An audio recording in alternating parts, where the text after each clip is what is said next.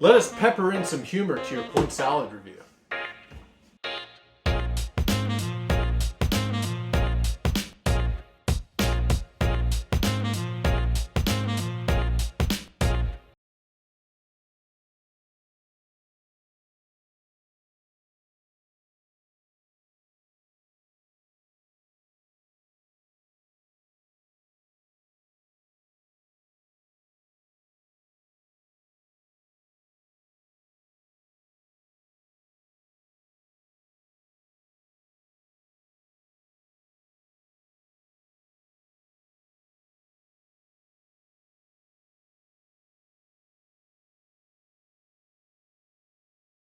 So for the setup, it takes a little bit of time if you're changing the number of players, just because you do need to count out the appropriate number of each type of vegetable. And to keep with some variety, you may want to change that up anyway each time. The really cool part is if you play with 2 players, you have enough cards to set up 2 separate games. As Lisa just said, you can just have a couple different stacks and then you just play one and then you play out the other.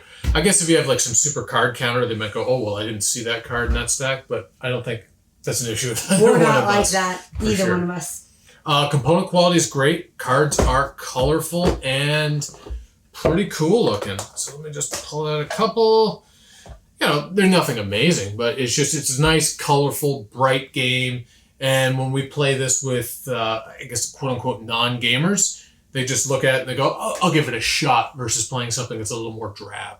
And the fact that it's about vegetables and a salad, most people can get behind that and are interested in the gameplay regardless of anything else. We get out Arboretum about trees and they're into it, but this is a lot more fun, bright colors in comparison. A big part of it is playing the other player. You need to be watching what they're doing as well as playing your own game. A card may not necessarily benefit you, but if it can help them drastically, you want to snatch that card up and add it to your salad, regardless of if you're using it for points or if you're going to flip it over and use it for the vegetable. A really cool aspect of this game is the fact that there are negative points. So you can score a lot of points, but at the same time, if you're not careful with what cards you pick up, you could end up with a lot of negative points if you do not change it from a point to a vegetable. You do have that opportunity throughout the game, so you need to be careful. For instance, you would not necessarily, this would be a great combination.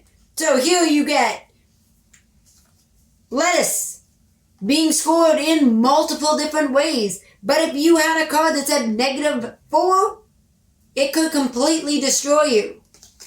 Yeah, no, I think sometimes I've tried multiple different ways where I've gone in just a couple of times with the game. The first couple cards come up, I'm like, okay, let's say for that example, I'm going to grab this card right off the start that gets me 3 points for lettuce, a couple negative points for the other vegetables, and I'm going to play that game. And sometimes it works and sometimes it doesn't. But the nice thing is, let's just say my strategy a couple turns down the line does not start working for me. I can just flip it over and I can kind of shift. So sometimes I go in with an overarching strategy before I get into the tactical depth, so to speak. But other times I'll just go with the flow and see what's going on.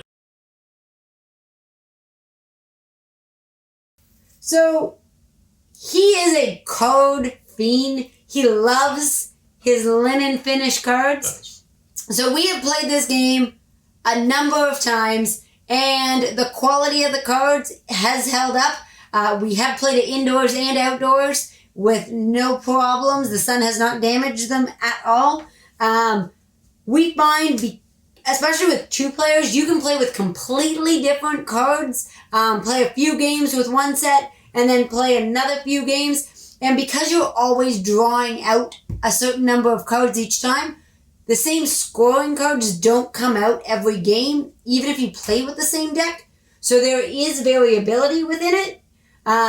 So overall, we do like it as a fast game to teach multiple players.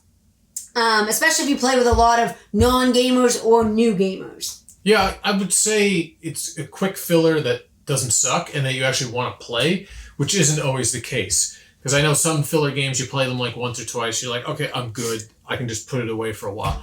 This one, I can play like 4 or 5 games in a row, and then I can also pull it out 3 months later. I can pull it out the next week, and it doesn't really bother me. So I'm never really going to say no to a game like this. I think it's a great game probably at a con if you're just meeting people. As well, from as Lisa said, when you cut the deck down in half, or even if it's a great travel game. Like, I'm just pulling out all the cards here, plus what she's holding. You have this. If you want to take half the cards with you on like a vacation, if you're just going to a cottage, going camping, whatever it may be, it's an easy to travel with game, which I think having that flexibility also increases replay. So for our collection, because we like traveling with games, we do have some friends who are non-gamers, as well as parents who still believe Catan is the only Euro around. Unfortunately. So games like this are a great break and introduction. So for us, in our collection, this game serves a purpose and definitely goes the distance. Enjoy a salad.